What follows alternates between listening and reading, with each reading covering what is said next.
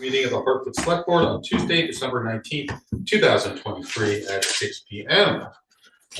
This meeting is a hybrid meeting, which means that some or all the public bodies meeting remotely, and some are meeting physically in a previously noticed location where the public may attend to observe, listen, and participate contemporaneously.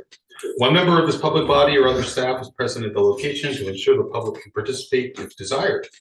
Please note that while we will strive to provide means for those attending remotely to participate in the public comment period, there may be technical difficulties or reasons that otherwise prevent or interrupt remote public participation.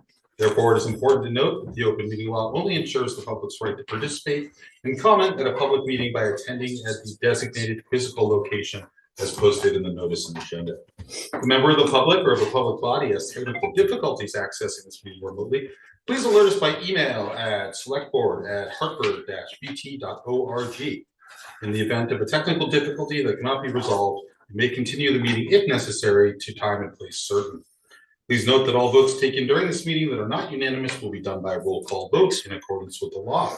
As required by the open meeting law, let's start the meeting by taking a roll call attendance of all members participating in the meeting and have those members attending remotely identify themselves to ensure that they can hear and be heard throughout the meeting. Okay, Laney? I'm here. Rocket? Present. Allie? Allie, I'm here. Mary? Mary here. Dan? I'm present on Zoom and can hear you. Thank you, Dan. Kim? Susan here. Okay, and I'm here. Our first item is the Pledge of Allegiance. Would anyone like to lead us? Sure. Sure, okay.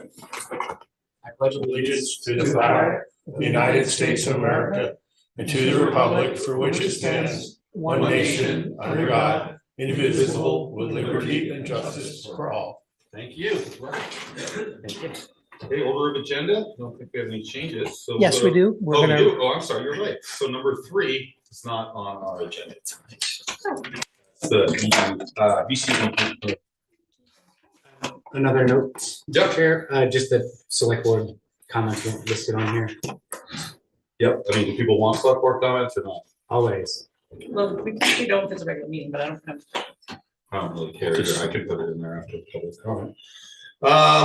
All right, so public comment. We'll start with people in the room and then hear from people on Zoom. You'll have 5 minutes. Please identify yourself and town village of residence. Address the board as a whole and do not engage in personal attacks. Joe Major. Thank you, Joe Major, White River Junction. I have to say, after the last select board meeting, I was a bit disappointed.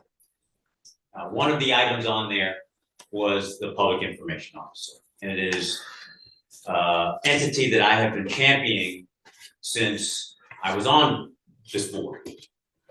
And the amount of money dedicated to that and how that should be doled out. 5 years ago, this community said that we needed a strategic plan for equity and inclusion. And one of the main tenets of that was a public information officer. And you may say, why? Because it serves everyone. I think having communication to your constituents, which is something that I have heard time and time again, is paramount. I've talked to several department heads, and if they had that lifted, that they did not have to do press releases and go out. That is another thing that they can do dedicated to make the lives of this community better. We have tasked Dylan, for whatever reason, from time to time to put information out on the website. That's not his job. His job is to support it technically. He's not a PR aficionado. And why this is still going on and we have still kicked this can down the road is beyond me. We've even had that we didn't have a job description, which a job description has been out for several years. This is unacceptable. I will tell you one time when I was in your spot and on Sykes Mountain, we put in the roundabouts. The only problem is no one knew how to drive in the roundabouts. So we called the then town manager and the then public works director went to V-Trans and said, do you have some information for that? And they did. Had a video, and they had information that they put out. We tried to put it out on the website, we tried to put it out on social media, and guess what? No one saw it. Don't be penny wise and pound foolish with this position. And also, I've heard that we wanted to dedicate it to a contractor. No.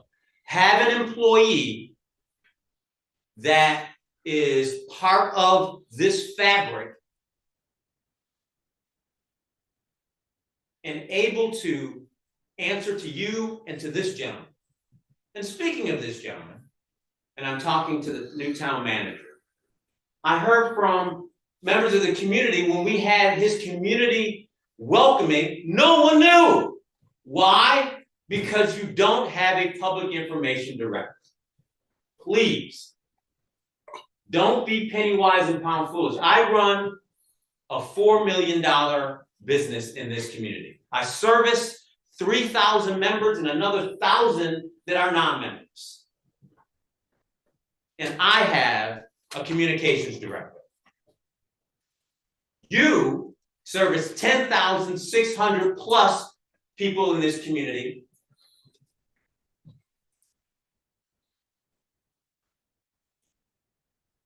A $19 million budget,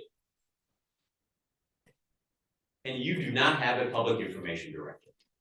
It is shameful. Thank you. Thank you, Joe. Anyone else in the room? Seeing none, do we have anyone on Zoom? No hands up at the moment. Okay, well, we'll end public comment. If you want to do select board comment, we can do it now. Kim, we'll start with you. I would just like to echo the sentiment of every word that Joe Major just said. I felt that exact same frustration and desire as well since my beginning on the select board. So Thanks, Kim. Dan, do you have any select board comment? Just want to echo Joe and thank Joe. Okay, thank you. Mary? Yeah, I'd like to echo Joe, but I also wanted to say when I read the proposal that Kim had sent out for a job description, that it looks like to me that person as part-time, all the work that needs to be done should be full-time. and that wasn't my description. I was just forwarding what, Yeah, I did not write that. okay. Thank you, Mary. Ally, anything? I just want to briefly, say, just and acknowledge that there were some floods. I was hearing anecdotally that some folks in Hartford were impacted. Doesn't sound like we were the most impacted town, but still wanted to just express wishes for everyone's safety. And the board, other board members maybe got an update from Two Rivers, Ottaquiche, the Regional Planning Commission, that they're in the process of, with other planning commissions, doing assessments around Vermont to see if this qualifies as disaster relief. And so there might be more information coming to folks for resources you can access if you need that support. So again, just want to wish everyone well and hope you're safe after the floods. Thanks, Sally. Bucket? Joe, I want to actually say that I have a different perspective on it, as is clear in past meetings. You're right that the town of Hartford is a bigger organization in terms of numbers and budget than UVAC is. But the way that citizen engagement happens is very different than what happens at UVAC as well. And I think that the communications that comes out of UVAC is excellent. And as a member there, I think I have nothing but an incredible experience there.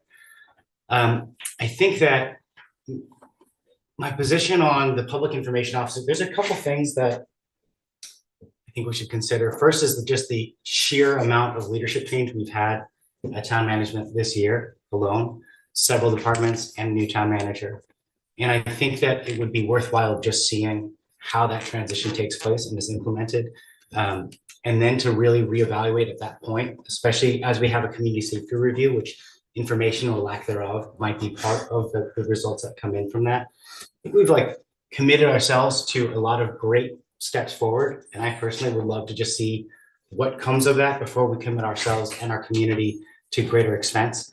Our budget is 22 million, over $22 million, at least proposed this year at the top line. And I think that I have a great concern that next year's budget is going to be really painful because we are offsetting some of those costs, not just with untaxable revenue, but also with unassigned fund and ARPA. So there's some one-off benefits that we have in our budgeting process, and I know we'll talk about that more, that is being used to offset what the tax rate is, right? And I think that if we don't have some sort of bridge or solution for that next year, it's going to be extremely painful for the taxpayers and the citizens. It's not to say that we don't need better communication, because we certainly could benefit from that. But I work in media. I regularly am communicating with upwards of 50 or 70,000 people on any given month. And I think that part of my understanding of information is not necessarily that there is just the lack of communication or someone to take on that role, but it's also how it gets communicated. And then on the receiving end, it's what is of relevance and an interest to a citizen. We can put all the information out there, just like our meetings are public all the time. They're recorded, and yet the participation and the engagement with our meetings is fractional. It's a rounding error compared to the actual citizenry of Hartford. So it's not to say that this isn't an issue, but I do think that we have room yet to define, as our community evolves, to define what that problem is, and then to find a really selective solution to that as we move forward, both with budgeting and with leadership changes. So I think that's where I stand on that. I also think one thing that we have not discussed much in this room, but I think is going to be of increasing importance to every community, is the role of artificial intelligence. And that's going to play a huge role in security, especially from the tech standpoint, but also in terms of veracity, in terms of the way material gets communicated. So that's on the danger side, let's say. On the optimistic side, there are going to be opportunities where, for example, we can use different AI tools to potentially create press releases and some of these things that maybe we don't actually need someone full-time for. There might be a different format or tool that we can implement to solve some of these problems. So I do hear that, I hear what you're saying, and I hear the desire for that across the board, but I think we've taken a good path in terms of not overcommitting ourselves just yet, especially given what we have with the budget. So that's all. That's what I have to say about that. And that was a lot.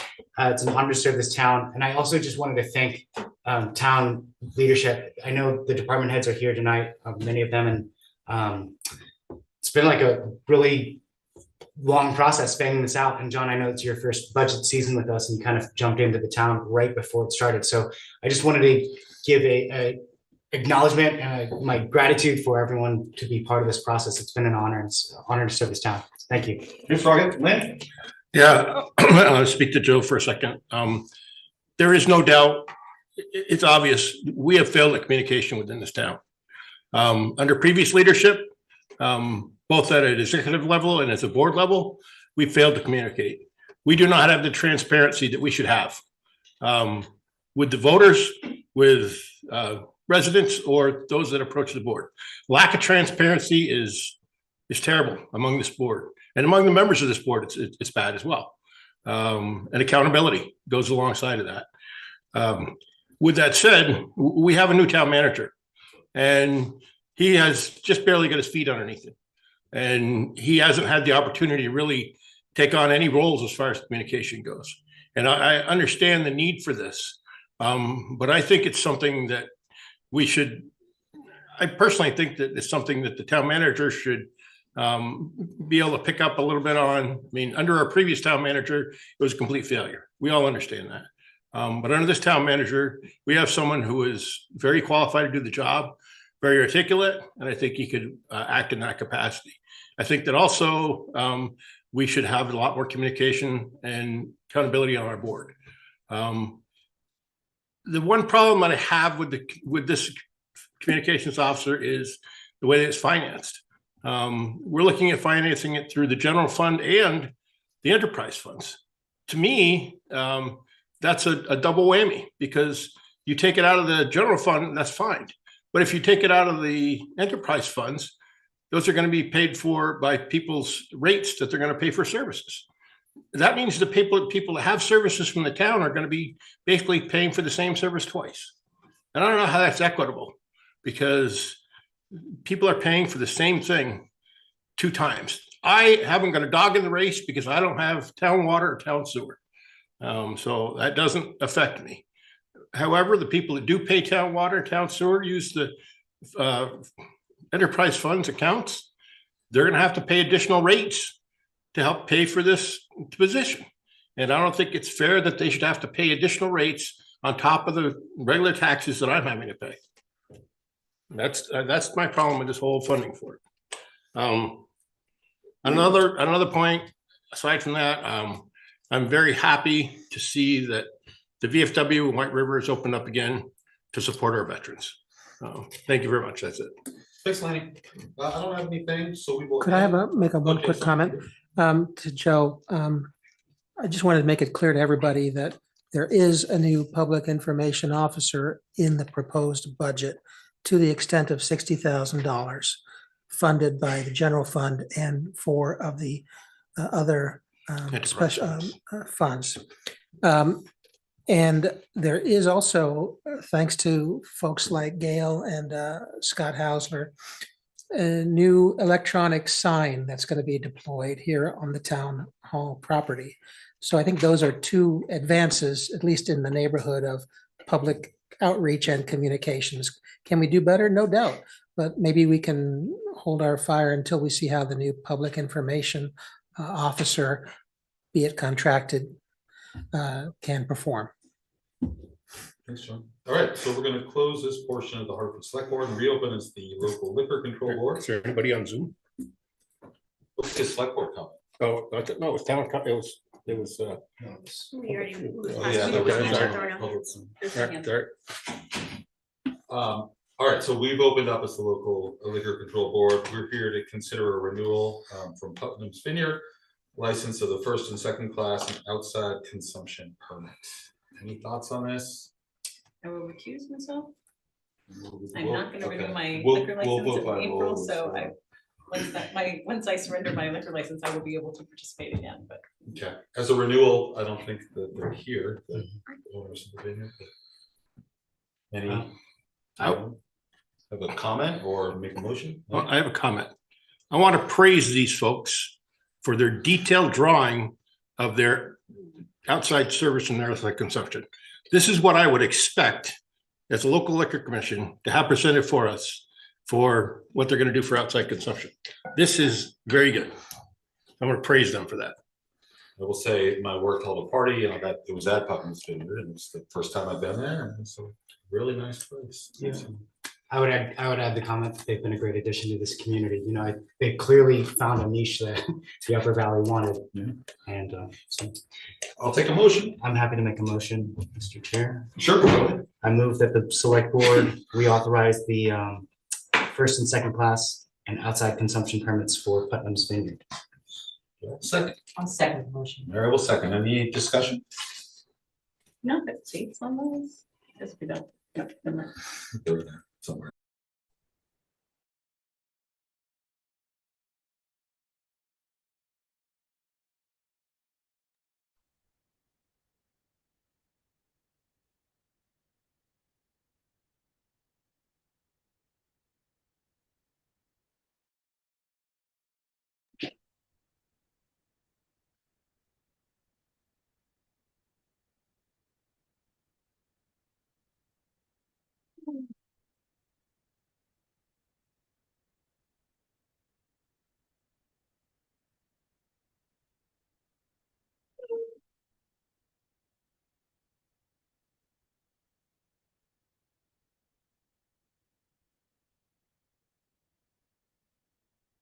All right, oh, we're back. No, Dan, can you hear us?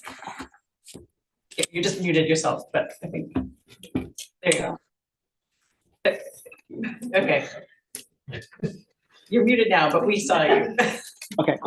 There you are. So Dan, you'll vote in favor of the liquor I'm license? voting in favor, yes, sorry. Okay, so it looks like it's 6-0-1. Okay, well, we'll close this portion of the local liquor control board, reopen as the Hartford Select Board. The extension of the VCDP planning grant is not on the up for our considerations, right? So we'll go to the continued budget discussion and finalizing the budget. So I'll just open it up to whoever has questions or comments. We've gotten updates on what we put in last meeting. So, right? Couple comments. These are to the public, really. Versus about the lot. I think I've heard a lot of concern about that. Personally, I don't know.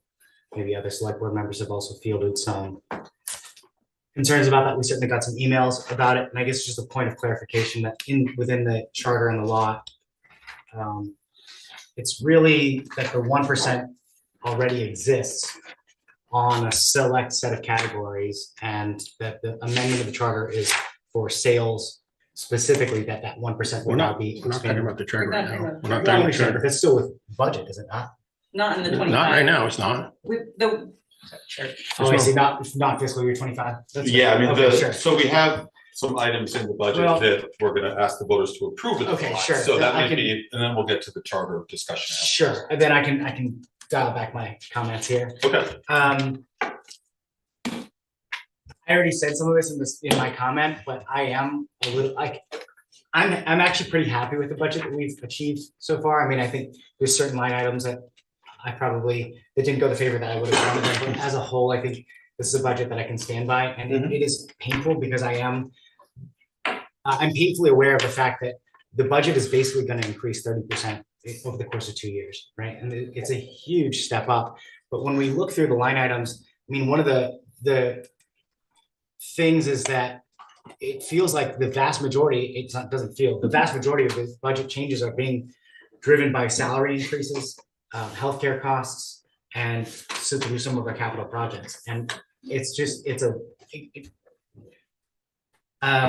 a tough process to figure out what more we can do. And I think like this year through ARPA and through unassigned funds, we've been able to write down the total taxed budget that we're going to be proposing to the tax to the citizens. But I am concerned, I'm deeply concerned about the fact that a lot of these things are one-off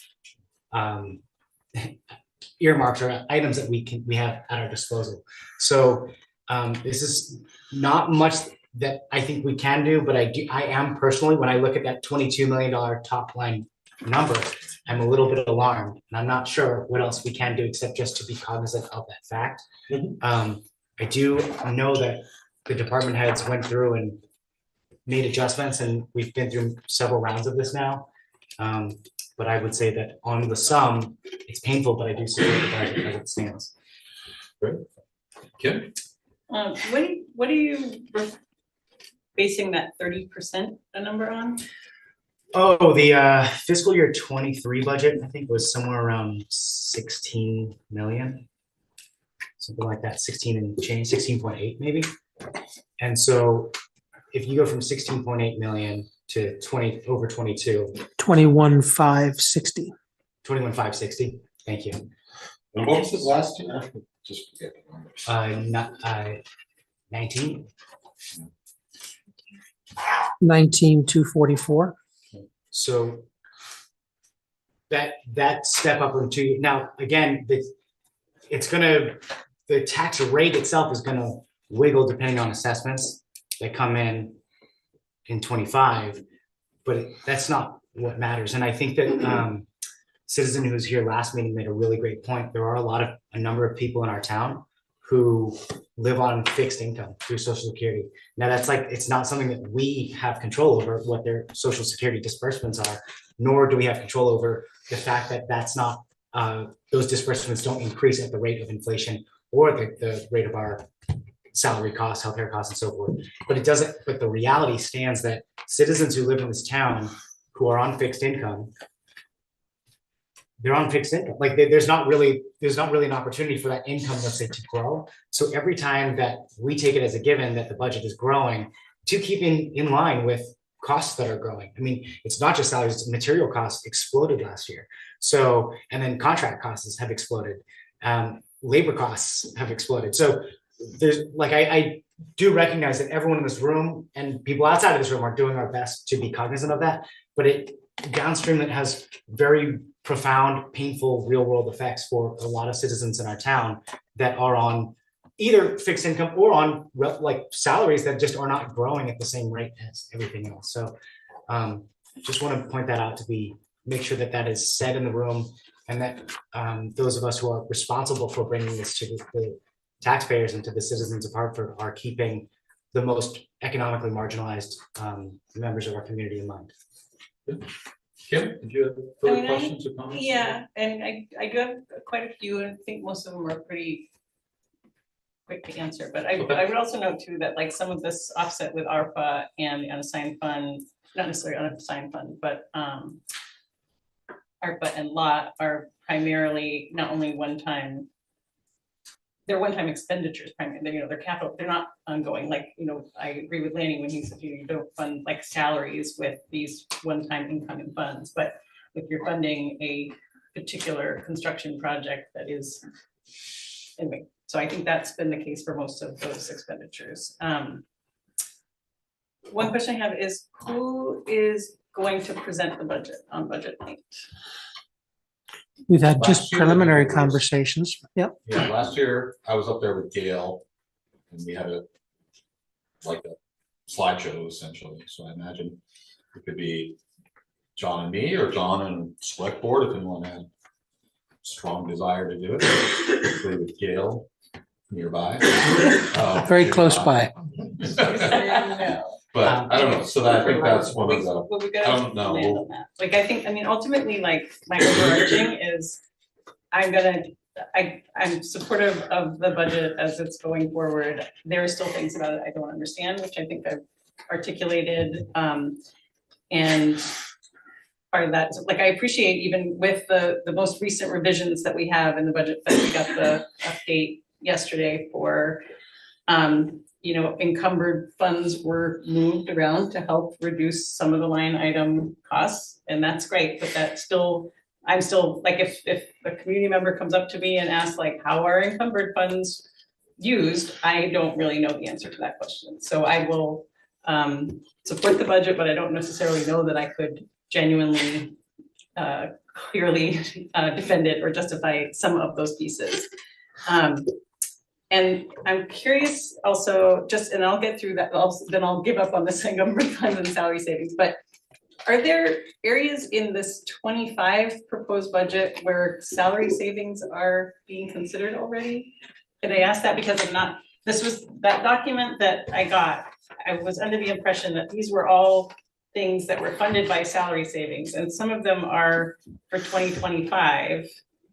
And so I can't imagine that we would have salary savings allocated yet from, like, is there any way I could get clarification just on the 25 portion of this? The items that are on there for 2025 are funds that were encumbered from 2023 that will be executed in July. Okay, and they So, were, like, pavings on there is Yeah. like 300 and something thousand. yeah, Which is why they're only putting in 600,000 in the budget, otherwise there'd be 900,000 in the 25 budget. okay, so this does not, this, I guess, that's what I was confused about, because some of the things on this, like for the 24 were salary savings, but so those could be encumbered funds, but like salary savings are not encumbered, is that correct? Correct. So anytime that there's a savings within a budget, the general fund, regardless of what type of expenditure it is, goes into one fund. And from there, those savings are utilized, such as for the paving. And I think that there is maybe something in there for accreditation, I think, for the Yep. fire department. Yep. I don't remember all the things on the Yeah, list. but water there's like rescue 5 or suits. 6. Bridge fund, so these things like in the, like some, like accreditation for, that's fire, right, 221, correct? Like that line item, that accreditation is not listed in contracted services. Correct. In the thing, so it's something that's gonna be paid for in the 25 fiscal year, but is not included in the budget because it's paid for with extra money from 2023. That is correct. So I think maybe I'm gonna get to a point where I will understand this all better, but I think that that sort of the actual pathway of those unused funds. And that was what I was trying to get at all along, was how much unused funds are there really? And what are they allocated toward? And I don't feel like I ever fully received that answer, but I'm gonna just move on from that. And then I have some just more specific things just from kind of going through one more time. And what, like, Gail, you sent us the auditors, the statement of revenues and expenditures from 22, 23, 21, 22, and 23. And so I was looking at it and I was like, okay, yeah, I appreciated that because it was just kind of broken down in a different way by department that I could relate to the book, and that was really helpful. But the budgeted column did match our, for example, just looking at fiscal 23, the amounts for budgeted were what was budgeted for fiscal 23, but the amounts that were actual did not match the budget book for fiscal 23 that we have in our books now. The overall total would match. Okay, But what we have internally and how they're transformed into the actual financial statements according to how they're supposed to be. They have different classifications of it, so. And if we were to put them in that format, it would be almost impossible for budgeting and for execution. okay, I'm gonna remain, but like, I would love to just like sit down and look at it with you and have you explain more to me, but not right Sure, now. I mean, I can certainly send you the trial balance, it's about 85 pages long. Yeah, I mean, that's not Match gonna, them up to each category, and that makes it a little bit more difficult. right. Well, that was the thing, I mean, okay, there's that, narrative for general fund revenues, column 3. Oh yeah, so in this new, most current version, well, first of all, I think that it's just a typo, the line 10. Point of order, Mr. Chairman, are these things that the board's gonna vote on? Well, I think it's still information for the board and This the is particular board member. a list of things that I still feel unclear about with the proposed fiscal 23 budget, and I am, and 25. I mean fiscal 25, sorry, I'm looking at a lot of numbers. And I understand, but you're having a communication with the Well, she Finance needs to get administrator. information and Gail's able to I provide feel it like in this order is for the Kim to only, cast her this is vote. the opportunity for this, and if it's inappropriate, then I won't do it. But I mean, we're supposed to have a discussion on the board right now about the budget, and you're having a one-way communication with the finance A administrator. board member, In a public board member session, is which asking is some appropriate. questions, which will help inform how she votes. This okay? sounds exactly pertinent. Yeah, I So- know. So Kim, please go Ridiculous. ahead, and Lanny, you'll speak after Kim. Thank you, okay. Okay, forget that, I think that is, I think there's just a typo in line 10-030-100-0100, because it says revised with 1/19/23 meeting, and I think it should be 12/14/23 meeting, so if that narrative stays in. Now that is actually correct, because column 3 is the 2024 budget that was approved. You had asked, But it's- you had asked for the narratives of the 24 budget, and that's why that's in there. So once this is finalized, column 6 will have a narrative that will state finalized on whatever date in January that we're going to be doing it. So January 25th or 26th, 2024. So if you look at the narratives for column 3. Yeah, Column 3 is the budget of 2024. So that does have the accurate information in it. The narratives for column 6, I've sent out to each department head and asked them to double check the narrative that is in there. okay, And they're going to give me corrections that I've asked for them to do it and get it back to me January 8th or January 9th. So if there are typos in column 6, I own them 100%, but the ones that are in there for column 3 is what has been in there. okay. It wasn't in the original print version, so that's why I thought it was a new one, but Because again, I added the narrative Awesome. I requested. thank you. All right, and then for select board salaries, does this include, I think we decided to go from 75 to 100 per meeting. According to the number that Ally provided, it was already less than what was in there. Okay, great, that Yeah, answers that. And, okay, let me see if this is the same situation, so 121. So the same, is this the same, so 10, 121, 318, 0000. This is, you added the, so this is why I guess I'm trying to understand why you're adding narratives for column 3 now, but now I think you just answered that question, so that was to add the community safety review back for 24, okay. I was just looking, because I was seeing it saying like revised, to the narrative, there was a new narrative to say it was revised, and I was curious because it wasn't revised, so you've answered that.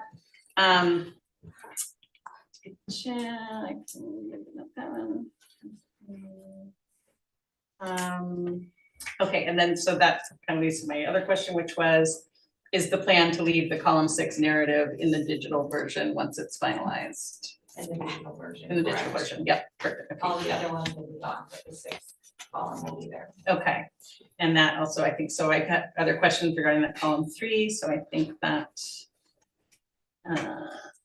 explains it. Oh, and one thing, and I don't know if this is, if I can ask the Parks and Rec director, you at some point in the near future be able to maybe provide some sort of like what that $30,000 beautification local option tax might pay for? Like, is there anything that we can have more, like what, how are the voters gonna be presented with that?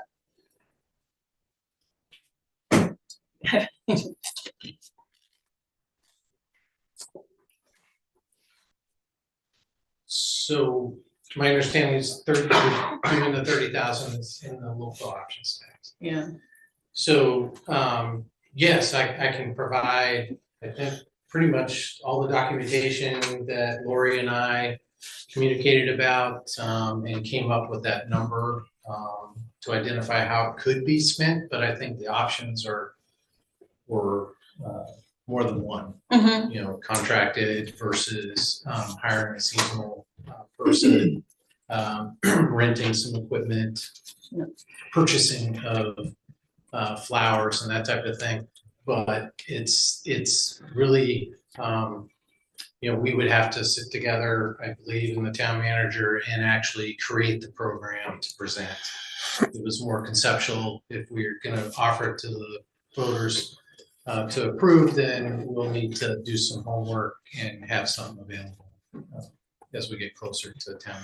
all right, yeah, for like Yeah. information, because I think it will be, I think people will wanna know, like, is this just White River Junction, or would it potentially include other village centers too, like, I think, you know, whatever you guys decide, it can be, I think, so. I mean, I think it would be great to have a bit of beautification in any of the villages, like, I don't think we should limit it to just one, even if there's, you know, it's not equally dispersed, but that there be some little initiative in each village of, that'd be great. And I think we've got some Would the good board agree to information. that, like, that makes sense?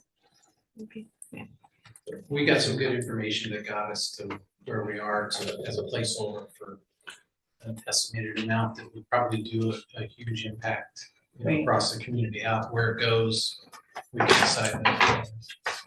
Awesome, thank you. Can I just keep looking through these, okay, there's not too many more. For the line 10, 121, 318, 0010, I think that's where the digitization funds are going. Could we get that included in the narrative or something? Like right now, the line reads like TM police something. So can you reread the line? 10, 121,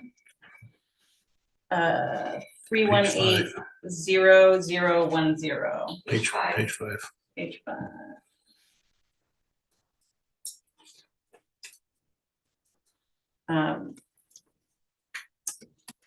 Is that a reasonable request? Or Will of the board. What do you- So you're requesting that there just be more in the narrative to explain what Yeah, it is? because it doesn't, right now, if you look at that line, you wouldn't be able to tell that there was $5,000 in there for digitization, and the way it reads right now is something like, let me see, I'm gonna find it again.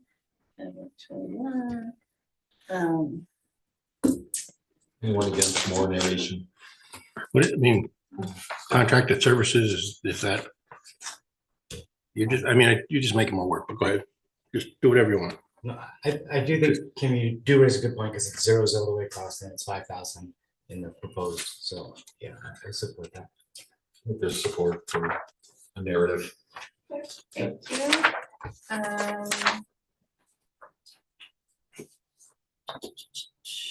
And see, I just wanted to comment again that the property and liability insurance that we combined, like it used to be listed up in each department, and then it got combined in nine something, 811, 418, 0000.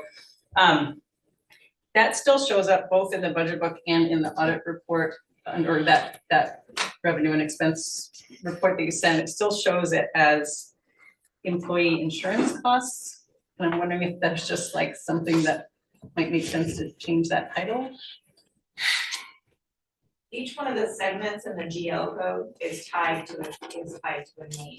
And so because of the type of accounting that you do accrual accounting, so you have multiple GL codes. So like everything that's in the second segment, 211, we know those police. And then when you get to segments 3 and 4, Yeah. those are used across the entire town.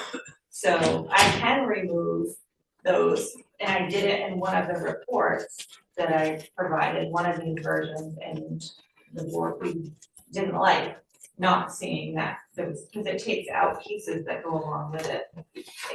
I can't fix everything that's in there, you know, and some of the segments that were set up long before I was here. And if you remove all of them, you lose that historical data that goes along with it. So I appreciate what you're saying, Yeah. but there has to be a happy medium in between there. Fine, I totally live with that.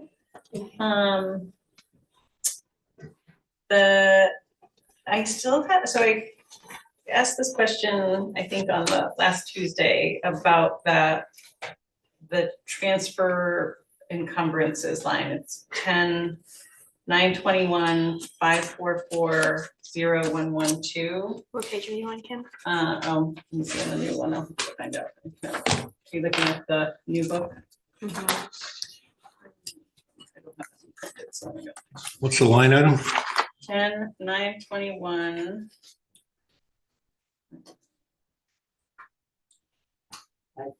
544 0325. 0112.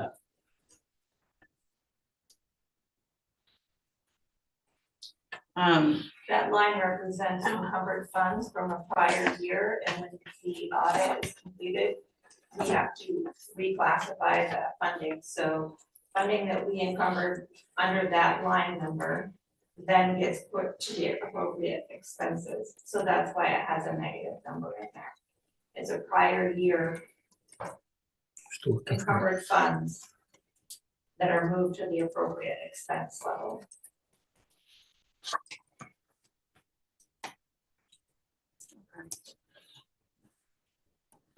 I absolutely, completely trust what you're saying. It I makes can send you sense. the journal entry. if you'd I like to see mean, it, so. I don't, maybe that would help, maybe it won't, but I'm gonna just accept that I cannot understand everything. And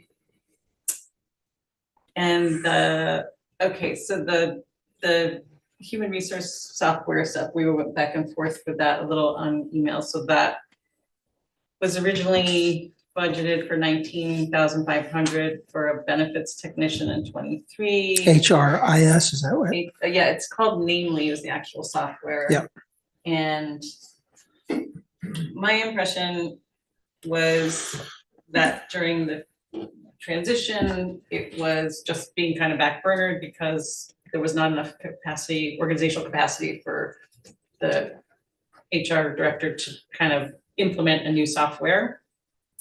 And then as of, was it July 2023, the acting assistant town manager did present to us, which I watched that again, and I thought it was again, that she was saying, we're just gonna wait till there's a permanent town manager. I did not get the message from, and maybe I just misinterpreted it, but the interpretation that I had was not that we're not gonna do this at all. But anyway, I guess I'm wondering, like, what would happen to those funds? And are we sure we don't need some sort of assistance in terms of the HR department, whether it's a benefits technician or human resources software? And I realize our HR person is not here. But She did respond to a couple of your inquiries about it today or yesterday. I certainly have no history with that item, so I can't really give you much of an explanation. would those funds have been encumbered? Or like, what would happen to them if we just didn't? They would roll into the unassigned fund. Cause I'm kind of, I mean, who knows, we're gonna get, like, I feel like that is probably a department that needs, like, we had agreed to fund assistance in that department. Her email suggested that she doesn't feel that it's needed. I believe that's what she said, and that she's found alternatives. That's the best I can do, is to paraphrase Paula. Okay, well, I guess we'll revisit it another time. But I was really enthusiastic about that software, having watched the demo and everything. I thought it was gonna be a really valuable tool for the town for a lot of reasons. But maybe, I mean, ultimately, like, John, when you are, when we're doing this next year and you have a much better, like, comprehension of the function of all the departments and where everything has what they need and where the organizational capacity is stretched, then I would definitely love to revisit those topics. I'll look forward to that time. Just a couple more. Okay, so and I know we have been provided with this information, but with the DPW, with basically the paving fund, the contracted services for DPW, Line item 10-311-318-0000. 10-311.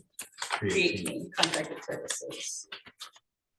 Could you just give us a reminder? I know I should know the answer to this, but like, of the last couple of years, there was, because I think at one point we had like 750 something in reserves that were used because we got backed up, right? There were a couple of years where we just didn't manage to get a bunch of paving done. So there had been, and just correct me if I'm wrong, or maybe should I just let you answer? Would that be easier? You would like to know about the 2024 budget for paving? I think just like a general history of the last couple of years of what's been, how paving has been funded and spent. So Or not specific project. 2023, it was funded out of the general fund. Not all the paving wasn't high volume paving. In 2024,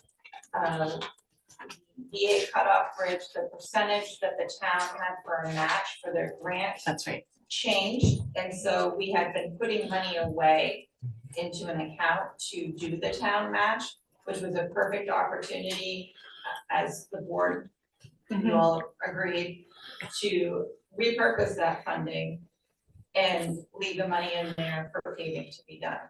Because we've heard from residents and from some board members for many, many years that we're behind on paving.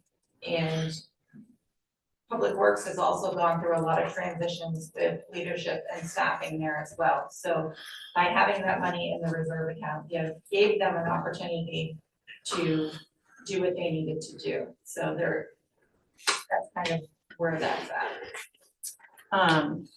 And this year you have 600,000 that will be paid from out of the general fund, and there's 330,000 sitting in encumbered funds, so that will give them 900 and whatever the change is for paving in fiscal year 25. Thank you. I knew it was there, I just couldn't find all the pieces to it. And that, the question that it's the Public Works Director responded to that question about Fund 65, so 65, 610, 500.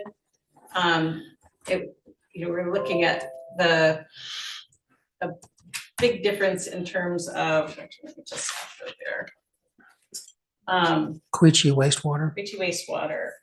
And it's come up that some of the water sewer bills have gone up. I'm just wondering, is there any way that are these revenue amounts strictly just tied to what the expenses are? So it basically then goes up and says, this is the amount that the revenues need to be based on the fees? Usually when you have a enterprise fund, you have several components. One is operating expenses, one is debt load for long-term investments, and there's another for just putting money aside for future capital projects. So I don't know how this breaks down. Maybe if Brian's on the phone, we could ask him. And I know that rate setting will happen later in the year, and that might be an opportunity to look at that again. I am here if you. Go ahead, Kim, you have a question for Brian? Well, I think Brian answered my question in that, he said he would assume there was a $424,000 overage of what was received compared to what was budgeted for revenue for that fund. And he said, I would assume the net difference of $424,000 in fiscal 23 would go to the unassigned fund balance, but you might want to check with Gail. But I think I was under the impression that enterprise fund excess don't go into the. It must stay in that fund. Right. And Kim, that's what I meant. It stays within the unassigned fund balance for that fund. Okay. So the question though is that for when you go to expenditures for this fund, I see what you're saying, being new here, I didn't compare the actual 22 budgeted to what the 22 actuals were. So I can't go back and tell you why. Let's just say it was $1.2 million at that time. I can't tell you why it wasn't spent, the budget wasn't spent out to what it was budgeted for. What I did this year was go line by line and try and look at what we do truly anticipate the expenses to be. Okay. So that's why it's lower than last year, but it is higher than actuals from prior years. Okay, I guess we'll just look at it when we get rate setting. Correct. And we just have to, as we go through this upcoming budget year, it's still a feeler for me. I'm still working off of the 24 budget, and I'm going to have a meeting this week with my division heads to make sure that we're on track to spend what we asked for in 24. Great. Awesome. All right. And I think that'll do it for me. Thank you. I appreciate your indulging me, just trying to get my head around this stuff. Vinny, you got fun? Get your hand up. Sure, you're all set, right? No, I could come up with more. Very well. If you want to take another half hour, please feel free. I feel that hearing board member on one hand ask about salary savings, and knowing that we've put into the budget for increasing our salary as well as salary for other commissions and committees, I personally think that's a little disingenuous. I can't support that. Danny, do you know I what you can't. mean by salary savings? Yes, I understand, Rocket, and please don't interrupt me when I have the floor. That's rude. Point of Okay, clarification, because you're So, comparing apples and oranges. I have the floor now. Okay. So the other thing as I spoke about before, the allocation of funds for the public information officer, I don't think that's equitable. I don't know how anybody can say that this board and this that we have currently is all about equity and inclusion. And how can anyone say that it's equitable that someone who is paying water and sewer bills is paying fees on top of, what I'm paying for a public information officer? And yes, I understand that that person is going to provide public information to those different departments. But that's part of the job within the Fund 10 anyways. So that's a general fund thing. I just have a problem with how that's being budgeted. I don't think it's fair. And as I said, I don't have a dog in the race on this thing, because I don't pay for water and sewer bills. But people that do, I don't think it's fair for them to have to pay extra for public information officer. I also think there's a lot of meat in here that could be cut. I can't support this budget. Jill, did you have clarification? Yeah, I mean, I feel pretty strongly about the public information officer being split across the 5 funds, very similar to the town manager. In my position, we do a lot of work across those different funds, and our salary is split. So an individual who is going to be providing a significant amount of service in those 4 funds require a lot. They have a lot going on.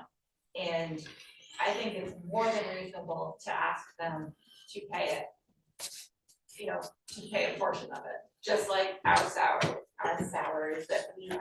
Because otherwise, if you're saying that that's not equitable, then the taxpayers also, my salary, town manager's salary, and several other employees that are split across, then all should be dumped back into the general fund, and that would be a huge tax increase. But you as a finance director manage the funds for that account.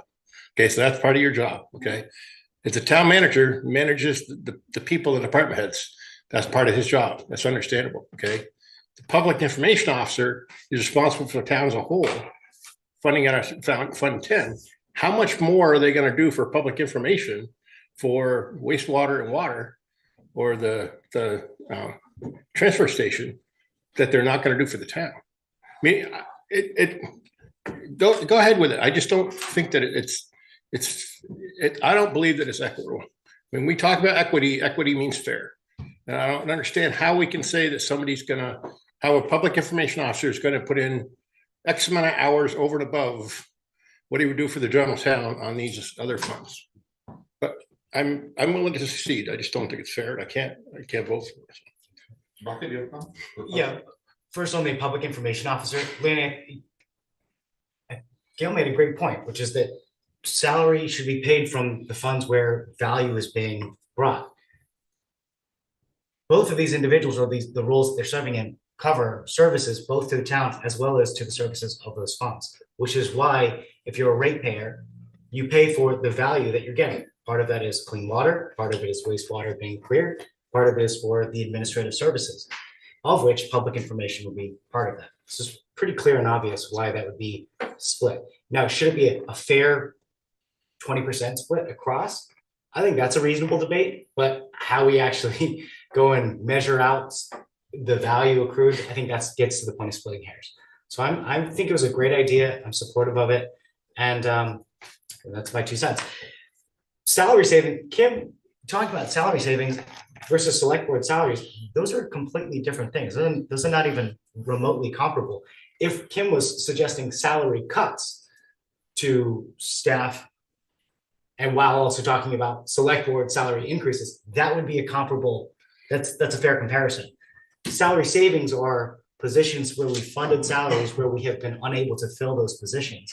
So Lanny, and the reason I'm coming back to you just to make this point is that if you say things like that because you're confused, you're also confusing people who are potentially listening.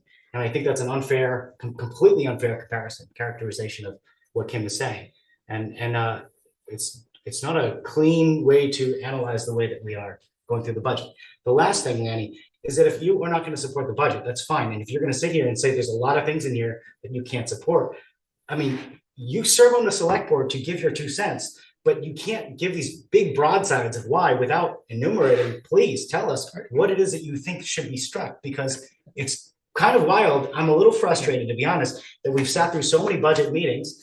You have your opportunity to do that. And instead of actually giving specific constructive critique, you're broadsiding other people for their suggestions, making false equivalencies, and not providing your own actual constructive critique. So I personally, as someone who sits next to you and serves with you, would love to hear what you actually think could be improved about this, and to be specific rather than giving these generalized critiques.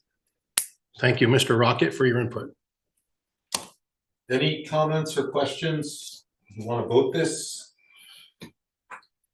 Okay, I think we need a couple preparatory motions, and then we could vote on the whole thing. Kim? could we just have one more brief consideration about the climate reserve, since the sustainability coordinator is here. That's fine with me.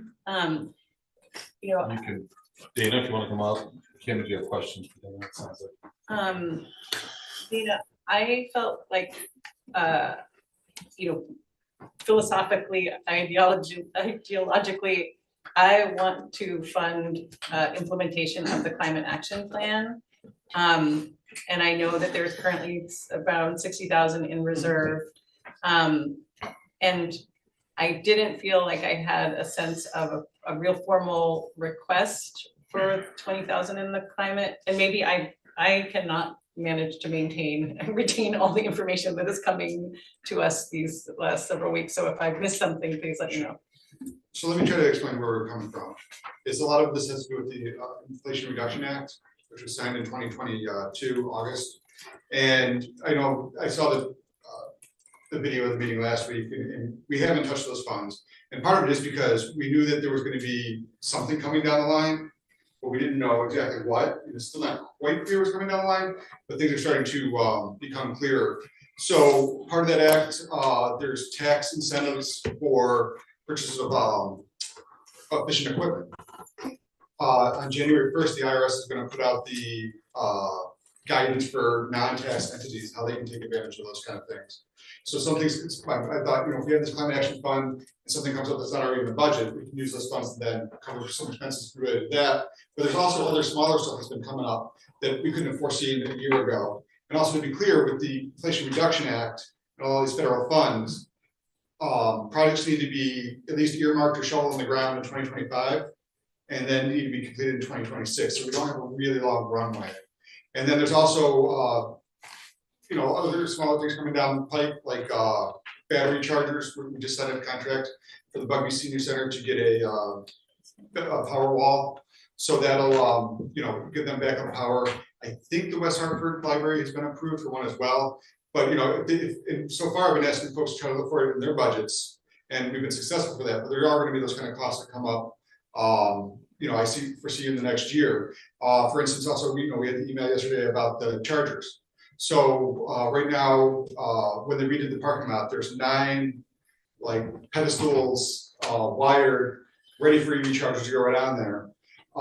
Currently, waiting to hear back from the state on the EVSE grant, which would cover about half of that cost. And to know that we have the Climate Reserve Fund or the TIF fund or something to help cover those costs, because those infrastructure things are really the big expense.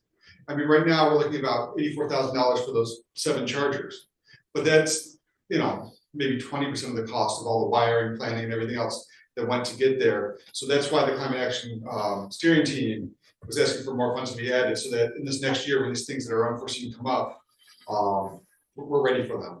And again, just in general, I brought this up to the department heads yesterday. We need to start identifying any kind of equipment that needs to be replaced soon, because we want to be able to take advantage of those tax incentives for the next 2 or 3 years, because we're not going to get that again, I don't think, anytime soon. So it's more about being ready and moving forward. Questions for Dana? I mean, What's in the budget now for it? nothing for, I was under the impression that, when the chair of the CAS group was here, my impression that he was requesting 5,000. I'm sorry, no, we're going to be making a request probably in January 9th when I do the update, to request that the select board support using 5,000 from the existing fund to cover the electrification of Parks and Rec equipment. So that doesn't mean that they're going to toss out all the combustion stuff, but they will have that as a primary option, would be the electric blowers and other things of that nature. I think Chris, or I think Scott has found pretty much an electric option for everything except for a electric broom stick. I don't know what it is. It's a broom stick, but A broom on a broomstick. pardon? A broom? Well, it does. A sweeper. Power broom, thank you. Yeah. I knew there was a term for that. A double broom. So is there a proposal to add an amount to the budget? Well, Mr. Chair, if I might Yes, make a go ahead. comment, Dave, I appreciate that clarification. I mean, I guess I'm happy with where we are. Not to say that I don't support climate initiatives, but I think I would be more willing to and wanting to support that if there were specific line item requests.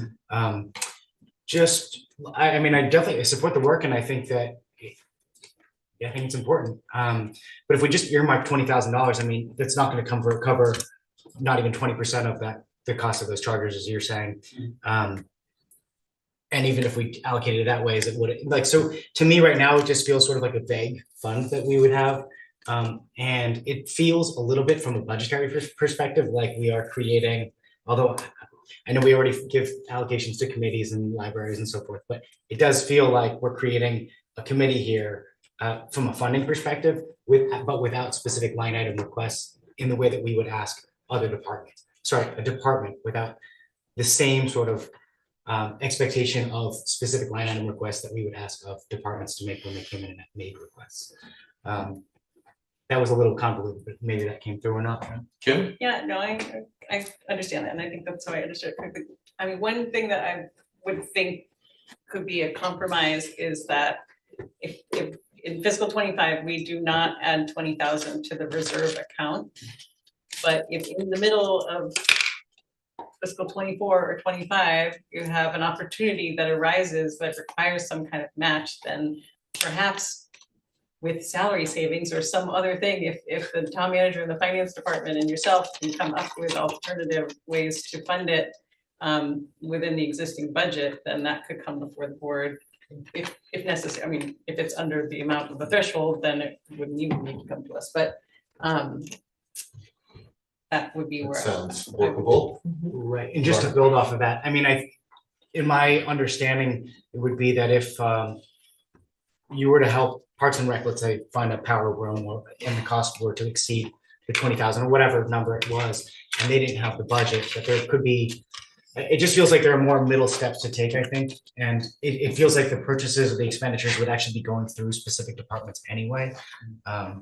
So I'm comfortable with keeping it as we stand. Is that sort of where you're? I'd be comfortable as it is, not changing it now, but if something does come up in the course of the year that there's an opportunity, then we can consider that as a board. All right, so, Sure. yep, go ahead. I have one other thing that actually pertained to my lot thing at the beginning, and I kind of got distracted and want to just comment on it before. I don't think that the board's going to make any movement on this, but I did want to say that I am a little uncomfortable with our lot allocation right now because we are putting forth a proposal to the taxpayers to spend more from the lot than we actually have in the lot in the current fiscal year. Am I wrong? Kim? I mean, and feel correct me if I'm wrong, if the funds are not collected, then those expenditures won't be made. Yeah, I understand that. So that's, I mean, I think. I understand that, but it doesn't feel like a little irresponsible. It's just like we haven't collected the actual property taxes yet to pay for the $22 million of expenses we're gonna have. Right, We are anticipating that we're going to collect most of those taxes. right. Same with the enterprise funds. We have not sent the bills for for our water and sewer bills, but we're anticipating the revenue. The local option tax is an anticipated revenue, and if there's a shortfall, if there's, God forbid, another pandemic or a natural disaster or something like that, then we're gonna have to wait to get our Lyman Park improvements or the ambulance and the Okay. station. I'm told by Gail also that she was very conservative in estimating those revenues, correct? I can accept that counter. Any other questions or comments, or are we ready to take a vote? I believe that we have a couple, John, there are a couple amendments. Yeah, I think Ally Motions we need had a to motion to make. so- One thing I would like to ask is, maybe we can ask Kim if there's anybody here from sister cities to advocate for funding which is proposed to be zeroed out for 2025. I do not see anyone online, but I will also add that I think there's still over $1,700 or something in the Sister Cities reserve account. So they don't have $0. So they have some funds in reserve And have they reached out to you, John? Or just- Yes, just today, they were asking about what monies they had. And I was under the impression that when you don't use your line item in the past budget years, that money reverts to the general fund. So that I didn't know that, or don't believe that there's a reserve account for sister cities. Gail? So the funds that are in sister cities is funds that they have received from an outside. Outside contributor. external, Yeah. And that's how they have that funding. They don't have any funding in the FY 24 budget. And I believe that it was very irresponsible of them to go ahead and book a trip and expect the town to come up with funding for it. And I'll just leave it at that. Certainly could be interpreted as just a confusion as to how a municipal budget works. That's a, But it that's a doesn't sound benign like explanation. Doesn't sound like anyone's on there, so. I'm not gonna Phone know. We've got Heidi, Joyce Perkins, BJ Skian, and Rick Vincent. Okay, let's And then figure out what we need to vote on this. Unless other people have comments, any last questions, I think we're at a point where we can. So, Should I? John, I think Ally has a couple motions before we actually move the budget. I think What are that's, those about? that's always Gail's request, that the board in the past has committed themselves to using unassigned funds if and when we find ourselves in the great position of filling the last two positions, one in police and one in DPW, that we've decided not to fund for fiscal year 25. So that's what that motion is about. As a little preamble, Ally, and then the motion. Thanks, John. So Mr. Chair, I move that the select board commit to funding these positions being one vacant position within the police department and one vacant position within Department of Public Works from the unassigned fund in the event that qualified candidates are found. We have a second, I'll second the motion. any discussion? All those in favor say aye. I think that's unanimous. Okay, and then I think there was a motion for the lot. Is that right? Yes, I think, you tell me, Gail, but I think she wanted a clarification that in fact, those three items were planned to be funded by lot. And that's Funds. Lyman Park improvements. The ambulance. And beautification. Yes, $455,000 total. village beautification or something, or what, like, somehow I would like it to feel slightly more descriptive. Hartford Village beautification, I mean, does it really matter in this motion? Well, then you might interpret that to mean only Hartford Village gets the beautification. Yeah, it Yeah. doesn't matter. Yeah. What I wanted to achieve tonight is we can put this to bed until we come back in January. We're not gonna make any changes when we come back in January. The only thing we're gonna be looking at is if there's any petitions that we need to add to the budget. And we'll finalize the language of what you want to call Okay. Okay, so these. And then beautification also- works now, it sounds like. Right, and Okay. so the part for the unassigned fund, that's also the motion that I wanted you to put forward, is just to put that to bed, and then come in January. The motion actually will need to read upon budget approval by the voters, et cetera, then, you know, the board will agree to pay those two positions if they're funded. So this is just kind of like a way to put everything to bed. We all can Yep. go away for a few weeks, and we're not gonna come back on the 18th or 19th and have great new ideas that we're gonna reinvent the wheel. Sounds good, so we can do the motion for the lot. Did you want the motion for the unassigned fund as well? Yeah, that's what, I think what's there is fine. I just wanna Okay. make sure we're all on the same page again. I don't want to come back in January and we're gonna reinvent the wheel. Yeah, no, this is, I think everyone understands, and this is it basically. So Ally, if you want to do the lot motion. Sure, I will give it a try. Mr. Chair, I move that we propose to the Hartford voters the following uses and allocations of local option tax funds for fiscal year budget, for the fiscal year 25 budget, being $30,000 for village beautification, $225,000 for Lemon Point Park improvements, and $200,000 for an ambulance, for a total of $455,000. I'll second. We have a second. Kim, any discussion? I'll call the roll. Manny? Aye. Right? Aye. Ally, Aye. Mary, Aye. Dan, Aye.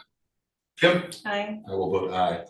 All right, and so we need one final motion to like adopt this budget as Not is. yet. No, we're good. January. That's the budget. We'll need to do it in January, right? Yeah, That is correct. when we put it on Okay. the warrant. So the only last thing that you have is what the bond for the fire station. I know that Chief Cooney reached out to the bond attorney. Mhm. I had it that we were supposed to finalize something. It's been a few years since we've done the Yeah. bonds, and I personally have not been involved in the process of it, but I did have it on here that we needed to finalize the language, so I'm not sure if John or Chief Cooney have something to say about it. I just wanna make sure we're not missing deadlines of when Yeah, we need to get I mean, things. what's the, I guess it's the amount of the bond, sort of the, who's requesting it or the purpose of it and. Correct, yeah, and- we've reached Yeah. out and to Brian Monahan's office to be our bond attorney Mhm. at this point. I've communicated, I've spoken to him once on the phone, communicated electronic with him about the deadlines and the timelines. And shared those with John as well. I have not heard back from him since that communication.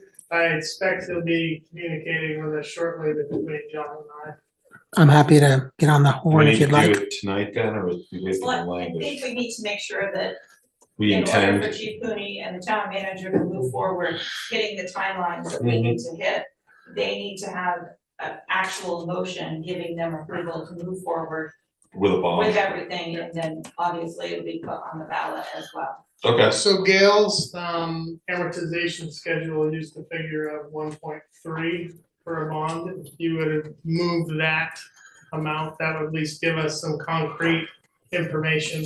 Right now, the construction estimate was at 1.15, and then we calculated, a safety amount for unforeseen expenses, as well as cost to infrastructure and furnishings and things like that. So if the board would entertain a 1.3 authorization for us to pursue with legal counsel, that would be great. Kim, Mr. Chair, I move that the select board authorize the town manager to pursue a $1.3 million fund Or for the Fire station number two. do I have a second? I'll second the motion. Second, any discussion? All those in favor say aye. Aye. Aye. Many you aye. Yeah, I said. Yeah, and Dan says yes. Okay, great, I think that's it. Now we can go to the charter, which should be pretty quick. I know everyone wants to get out of here and hit the road. Thank you, guys. Yeah, thanks, everybody. Thank you. Great work. Yes, thank you for a lot of hard work. Yes. So we have a couple of motions on the charter, but I thought it might be useful if we just went quickly through it, just to remind ourselves of what's in there. Got the charter? Yeah.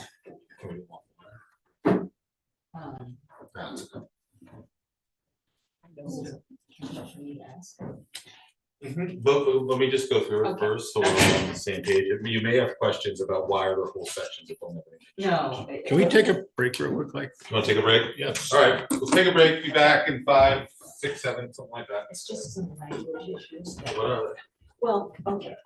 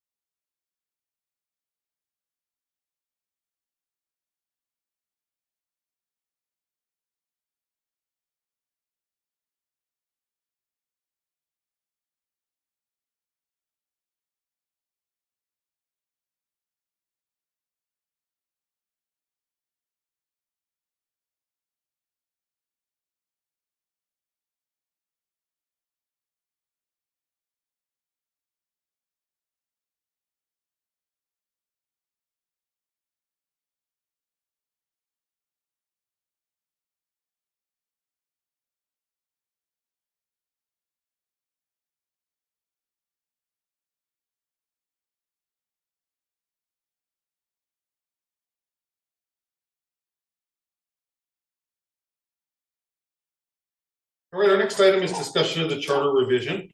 You know, at the end of the day, when we go through what we actually adopted, it's not a whole lot. But at least one item that I think we'd like to put to the voters. So just going through the changes, everyone's got the charter. I'm on page 172 of our agenda packet. So 103, particular powers of the town. The words of the town were added, I think, just clerically. A new 17 was put in, regulating rental housing within the town. And then there was some numbering. In the regulating rental housing, you remember the initial proposal was to actually direct us to adopt an ordinance on just cause eviction. After the meeting we had last time, it seemed like just specifying the authority to regulate rental housing was appropriate. Section 104, local option tax, that adds the word sales before rooms, meals, and alcoholic beverages. That originally came up when cannabis was legalized and we had a dispensary approved in town.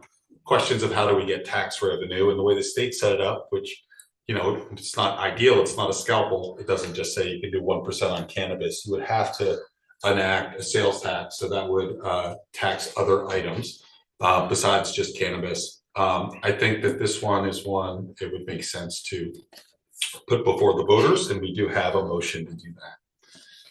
Section 201, town meeting, there's a change in subsection B1 for school and town meeting committee, just identifying warrant information night as one of the events that the town and school meeting committee helps set up. Number 2 in B, striking the language that the town clerk shall appoint one member to that committee for a 2-year term. And that was because the town clerk at the time this was written, I believe, was an elected position, and now it's an appointed position. If you go down to section E1, warrant information night, that specifies the time for the warrant information night. So that's Monday up to the first Tuesday of January. And that was just to, you know, put that in. We're putting the warrant information night in. That just gives some clarity about when it should be held. Number 2 there, we struck out at 7 p.m. for budget and candidates night. Yeah, it usually starts at 7, right? But, you know, there's no need really to specify that. The next changes, except for some relettering and renumbering, it's actually down in G under warnings. So warnings for the town and school district meetings, we changed or to and. Shall be posted on school district websites, printed area newspapers, and then we added posted on social media. I think just to make it clear that that's something we'd like to do to try and increase the reach of that. The next item is in 202, elected officers. So D, qualifications for serving an elected town office, we added the word town. And then we had some changes. So the elected officers of the town under subsection E, so one moderator elected for a 3-year term. That's a change from 1-year term. And we also did that for the school district moderator elected for a 3-year term. And that was a suggestion that it made it more in line with other offices. So can I quick there, the qualifications for serving an elected town office would be school board or select board, like both, that would encompass both? No, they're separate. So there's a moderator for the I'm not talking about the moderator, I'm talking about the elected officer. So D, yeah, so the elected officers of the town shall be, and then at F, the elected officers of the school district shall be. okay. So Okay, it breaks them out, but the moderator in each would be a 3-year term. Yep. We had Chuck comment on that. Oh, yeah. Duties of officers, so that's in 203, but the actual page is 177 in subsection E. This basically says you need the affirmative vote of at least 3 members present at a meeting at which a quorum of fewer than 6 members are present. And I think the specific example cited to us was you have 4 members, so you have a quorum, 2 vote in favor, 1 votes against, and 1 abstains. So it just makes it clear that we would want 3 votes in that unusual situation. Then we go to, actually it's a little while before our next change, I believe. Okay, so in section 301, starting on page 178, but the actual change is 179. Can we Can we back up to a second? here? Yeah, which one? Under the page 176, Sure. under the incapacity part. Mhm. Instead of may, wait a minute, no, under E. Under E, if the select board may appoint a person, Oh, how about instead of may, shall appoint a person? yeah, let me just see where that is. It's under E. What section? I'm sorry. It's 203 Okay. E. 203 A1 E. Is that in the event of the death? It says this, no, it says the remaining members may appoint a person eligible. How about that's changed to shall appoint a person eligible? Instead of may, how about shall? I will, A1E. Yeah. yeah. Oh, I'm sorry, B. It's B. I'm sorry. Looking at it, B. It's B. B3E. This is not laid out right. No, it's under B, terms of office. It is. Not making sense to me. It's Capital labeled. E. Capital It's E. capital E. Near the top Yes. of Yeah. 176. The lettering doesn't make sense, but Can I respond to that? So that's the one in the event of a death, resignation, the town, the select board, remaining members may appoint a person eligible until the next annual or special, as opposed to a shall. I was just thinking shall. Ally and then Kim? I could be willing to move to shall. I think may offers a possibility because I think that this has happened in past election cycles where a select board member has maybe a month or two before voting day resigned or had to step away for various reasons. And so when it's so close to an election, I think in that instance that I'm remembering, the board opted to wait until the next election so that the voters would have an opportunity to fill that seat rather than appointing that person. I know that's a very particular scenario.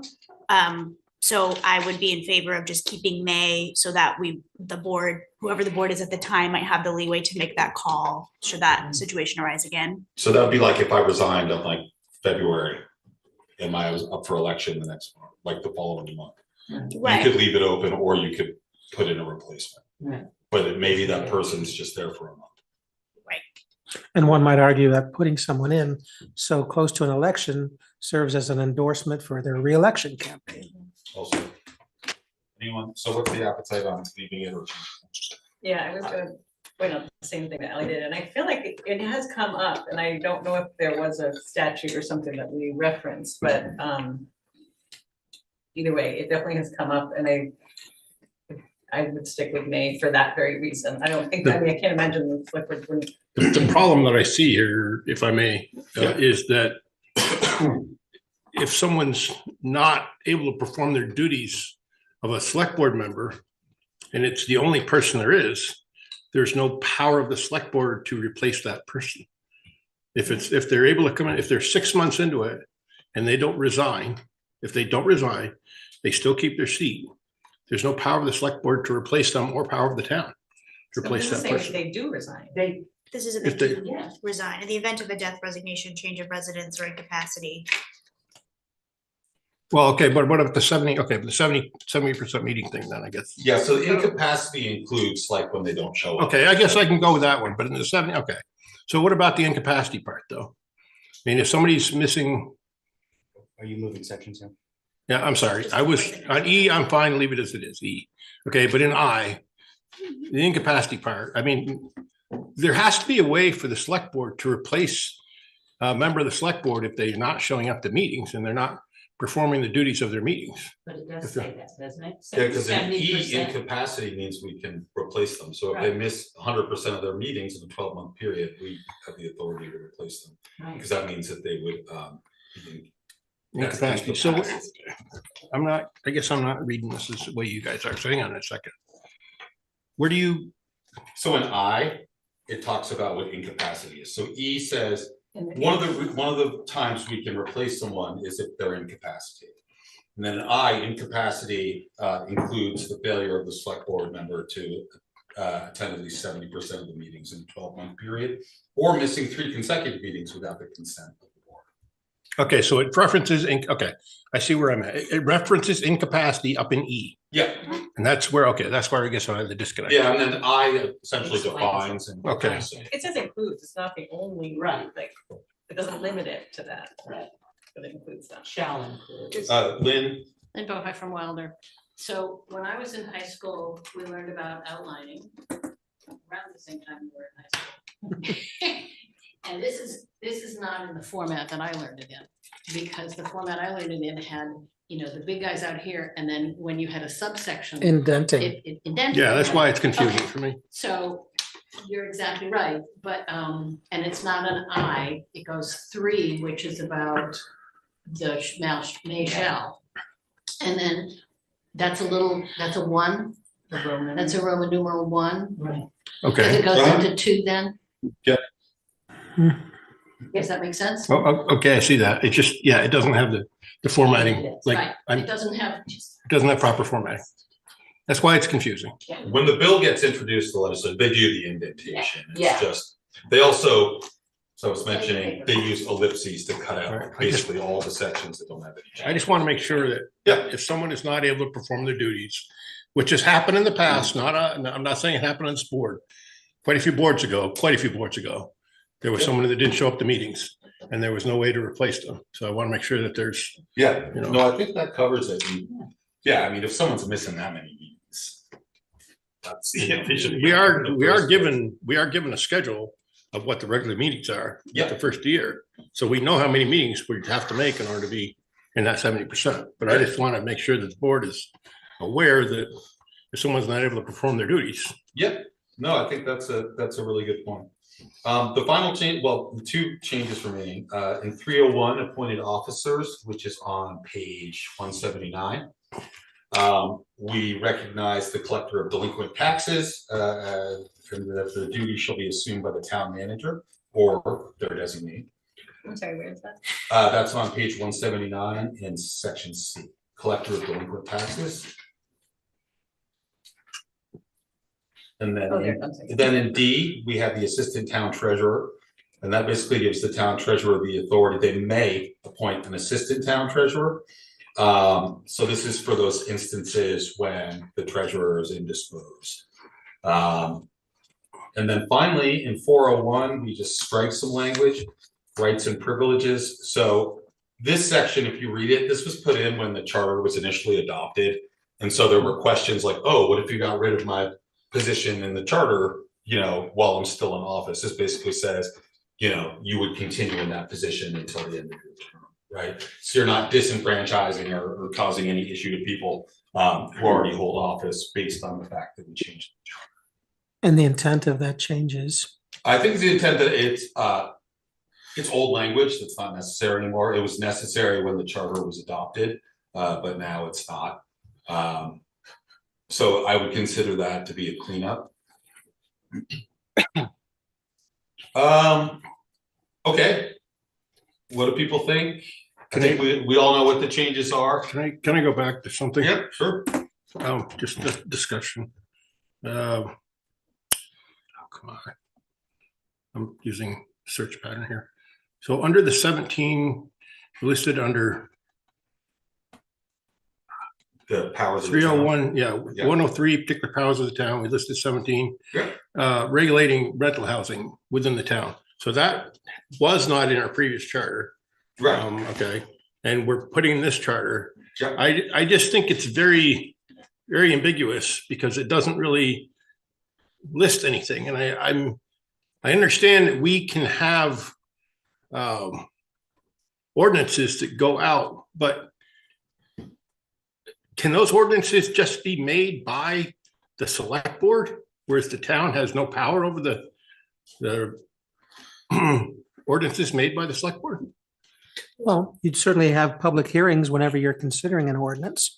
That's power. There's the power of the ballot box if the voters don't like what the select board has done with Right, but an that's at the ordinance. next year.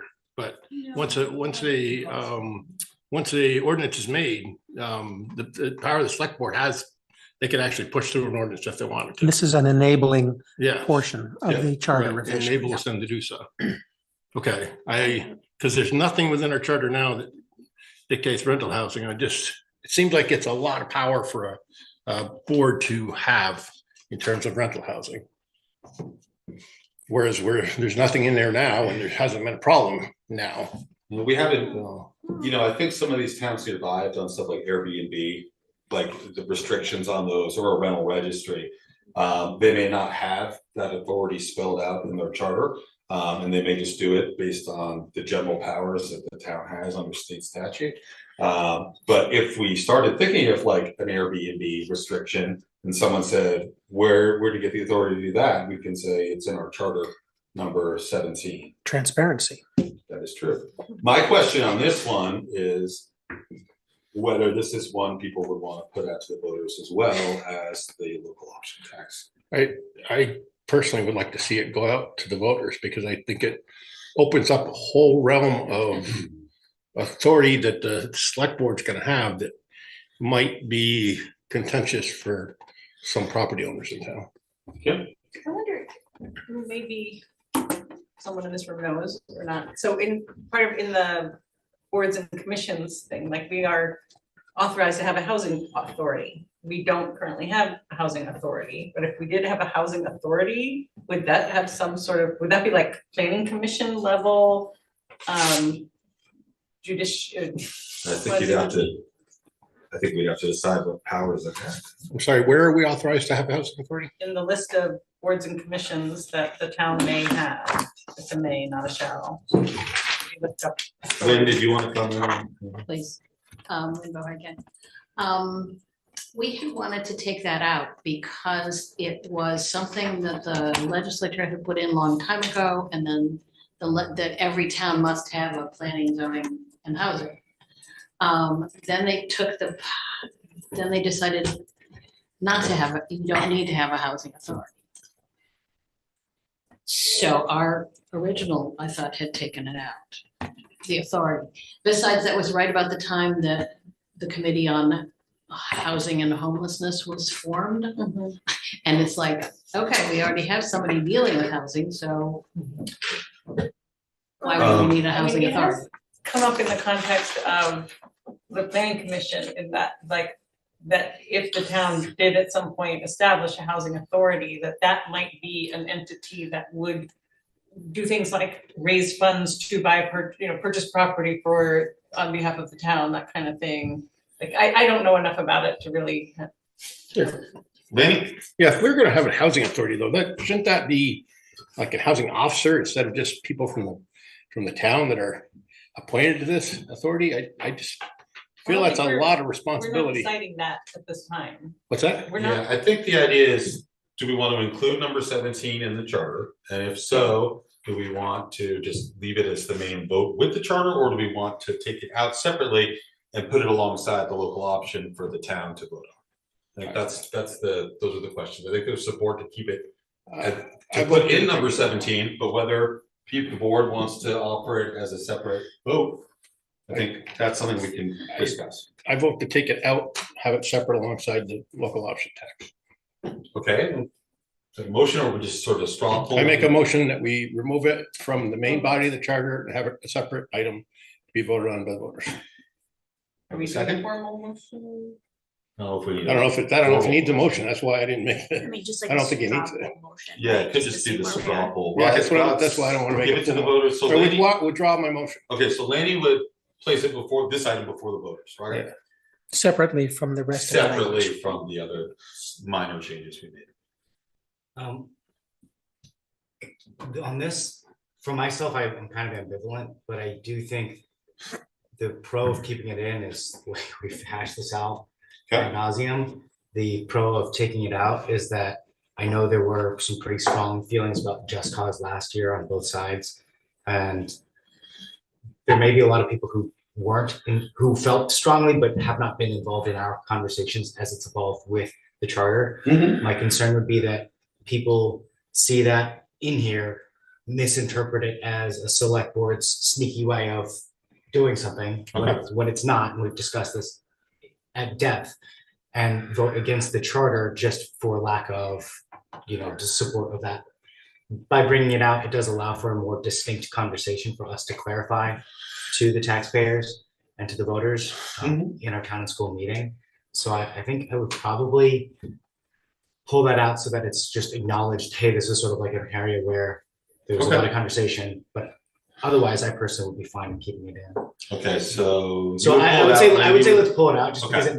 it might allow us to specifically address and therefore mitigate dissent about it, or just, contentious conversation about it later. Okay, 2 votes to do it separately. Ally? My thoughts, I would not pull it out explicitly for its own vote, and the compromise being with what you're saying, Rocket, is that, we have in our public hearing process, I imagine we're through that process, walking through all of the changes, and so I would of course be in favor of being really explicit about this is what we mean by that and what some of the possibilities could be. And answering any questions, mitigating any confusion in the public hearing process. I'd be in support of leaving it in here and not pulling it out for separate. Okay, Mary, thoughts? Can I respond to that, Mr. Chairman? Yeah, Yeah, I just don't understand, having it out, you could do the same thing and people could vote on it. But if it was in and people did not vote on it, it means the entire charter shut down. If it's out and. that is always a possibility. That's why if it's pulled out, you still have the opportunity to explain fully what it is and people can vote on it and it will be passed alongside of the charter. There's no harm in pulling it out. It can always be voted upon separately and put back in the charter. Well, it does make a good point. One of the reasons I think with the local option is that if the voters rejected that as a separate item, they could still pass the charter with the small changes that we made, right? So it's a way to make sure there isn't, like, I wouldn't call it a poison pill, but it's a way to make sure that we get some of the changes, even if we don't get them all. You don't want any gotchas in it. And this could be a gotcha. Mary, any thoughts? Leave it in, take it out, I'm or do it separately?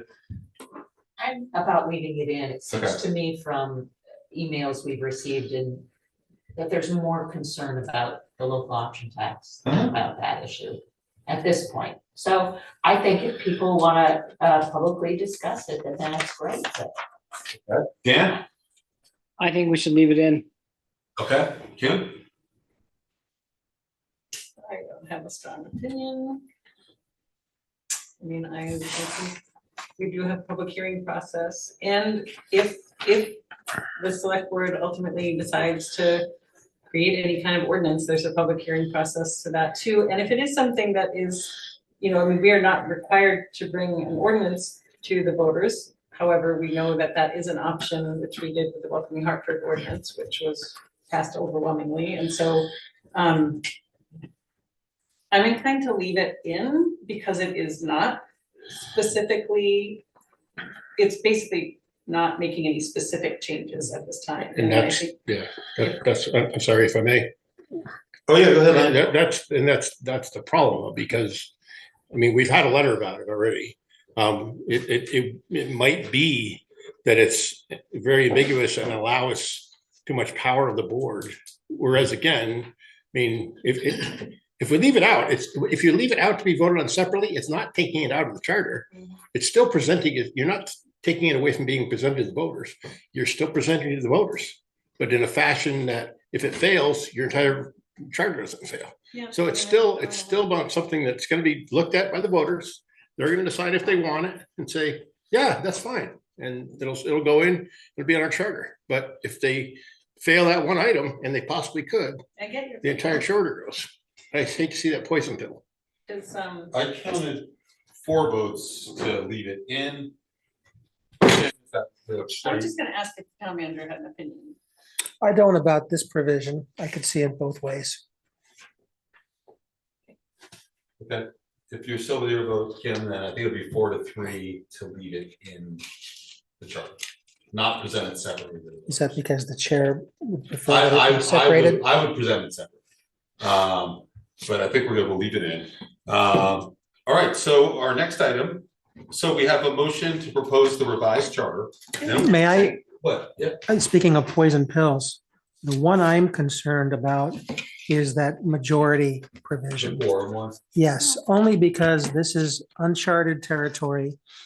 VLCT says they don't know what the legislature might do with this because it changes the rule that in order to have a majority vote of a select board, you have to have more than 50% of the members supporting something.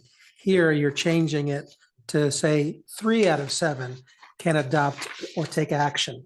And I think that's something that could alienate the legislature or the governor when it's submitted to the state. Good point. I have asked legal counsel for further opinion. I have VLCT's opinion, which says that, yes, as current law says, you have to have 4 out of the 7 in Hartford, for example. So if we vote this out, this has to go to the school board. I imagine if we get a definitive legal opinion on that, and it says take it out, then if the school board intends to advance the charter, then they would take that out. So I think that's, unless people right now want to say, let's just take it out and not even bother with the issue, the question, we could do that. But if there's something like that, and you get an opinion that says, you really should take it, or like the legislature is just gonna take it out anyhow, maybe that's when the school board cleans it up. It's going from one body to another, and if they realize we've made spelling errors or something, they would take care of that. Kim? Could the school also, could the school do anything about the housing regulation part? I'd imagine if it goes to them, they look at it just fresh. It's like we're the Senate and they're the House, and we send it to them and they say, this whole thing's stupid, we're not even gonna do it. They next meet on January 10th. Yeah, it's cutting it close already. Yeah, well, and to that point, so just quickly go back to the rental housing. If during the public hearings, there is a significant public concern around this, could we then take it out? Like, could we make a modification? Yes. After public hearings? Okay, so that's comforting. Yeah. And then the other thing is, if we do end up putting it too close, it was also suggested to me that if we can't get it on the March ballot, we could put it on the November ballot, perhaps. And Mike makes the point that in terms of legislative sessions, there's a pretty narrow window in Montpelier. Yeah, so And in then that would March, be if the this beginning of the is, next session. yeah, so it's basically, like, this upcoming year is the second year of the session. Yeah. So after the second year, all the bills die. Yeah. Right, and so what I think would have to happen again is if it went to the legislature and they just didn't have time or interest in doing it next year, then we would just have to, we've already done a lot of the work, right? We would just have to vote the charter out again and then say we're gonna put it before the voters, but it's like, we're talking like a year later, you know what I mean? So that's just like the one thing. But it could go on a November ballot and then be presented to the legislature in like January or whenever they. Whenever they start with a fresh session, yeah, that's possible. So. If I may, Yeah, the problem with stalling on this is that we're gonna lose a year's full of I know. local option tax, No, no, yeah, which is I'm gonna not- help. No, Which is gonna help we're trying tremendously. We're trying to. Hey, we speed gotta be able this to, up. we gotta be able to find a way to push this through. Do we know that the school can look at it in their next? I know that that's when they meet next, and the superintendent knows we'd like to address them, but he hasn't said, okay, I'll put you on the agenda. I assume that would be a follow-up conversation. Awesome. So, I would just add, like, I really, really, really appreciate all the work you did on this, because this was something that I was like, not interested in. I mean, the committee certainly as well, but for this final phase, you have gotten us where we need to be. thank you. Thank you everyone who helped me out. Okay, so what I think is on the question of a quorum, if John, you get a legal opinion after we vote this out that says this is no good, Mhm. we'll bring that up when we go before the school board. Yeah. If they schedule us and just say, since we voted this out, it's been brought to our attention, this provision probably just doesn't cut it. Mhm. We would recommend that you get rid of it. Mhm. And so what I would do is, we've got a motion to propose the revised charter and to propose the local option sales tax as a separate item before the voters. I don't know if we have to do it in any particular order, John. No, but it makes sense that you would do the broad one first, and that's how it's set out in that document. Would anyone were there any final thoughts for people on the charter? Just a procedural question. So if we make this motion now, particularly the first one, does that would still give us the opportunity to do exactly what we talked about and make changes later? Yes. Right? Yes. Like, okay, The just statute envisions that you'd want to learn from your public hearing, Yeah, and you can make changes after that first public hearing anyway. I'll take a motion if anyone's so inclined. Mary?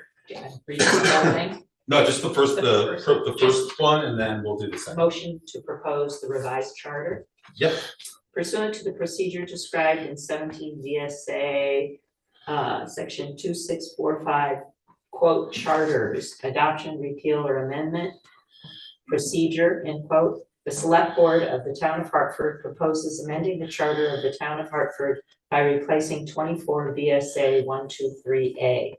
Town of Hartford in its entirety with a revised version attached herewith titled, quote, Charter of the Town of Hartford, Vermont proposed revision of December 19th, 2023, end quote, which the clerk of the town of Hartford shall file as a public record not later than December 29th, 2023.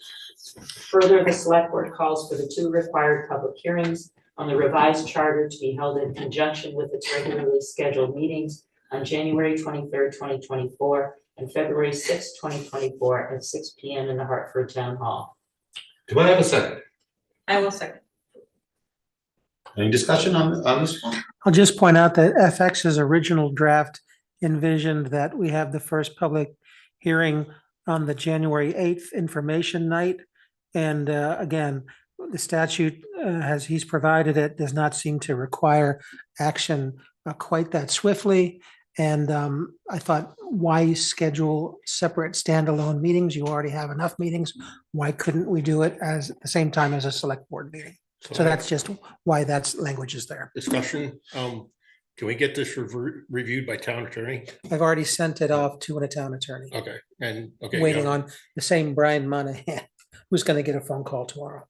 We have in the past used Levi, Emerson for our municipal law attorney questions in the past. Isn't that who the charter person said it to? Yes. Yes. Yeah, Okay. he's the guy that's very well versed in that. We've always used him in the past for this stuff. I'm told also that we have used Brian Monahan for municipal legal matters. Yeah. But and that he has some experience in this field as well. If I'll talk to Brian tomorrow. If for some reason he can't give us an immediate answer, I'm happy to go to. I just know Levi. that when we've ever had charters, the charter commission Yeah. is always gone. What's through the name again? I think it's Eli. Eli Emerson. I think it's a Primer Piper. I think I spoke to him on another matter recently. Okay. It Yeah. used to be Juliana. Yes. Mhm. Yeah. Yeah. Okay. Okay, We have a motion on the table. we have a motion. We have a second. I second it. I'll call the roll. Lanny? I'm gonna vote no on this. Rocket? Aye. Ally? Aye. Mary? Aye. Dan? Aye. Kim? Aye. And I will vote aye. All right, we have a second motion to split out the local option tax. So anyone like Ally will read that. Mr. Chair, pursuant to the procedure described in 17 VSA section 2645, charters, adoption, repeal, or amendment procedure, the select board of the town of Hartford proposes amending the charter of the town of Hartford to enable the town to use the state option of imposing a 1% sales and use tax in the town of Hartford. The proposal is attached herewith as charter amendment local option sales tax, which the clerk of the town of Hartford shall file as a public record not later than December 29th, 2023. Whether the select board calls for the 2 required public hearings on this proposed charter amendment to be held in conjunction with its regularly scheduled meetings on January 23rd, 2024 and February 6th, 2024 at 6 p.m. in the Hartford Town Hall. Do I have a second? I'll second. A second from Kim. Discussion on this particular motion. Separating out the local option sales tax. Okay, seeing none, I'll call the roll. Lanny? Aye. Rocket? Aye. Ally? Aye. Mary? Aye. Dan?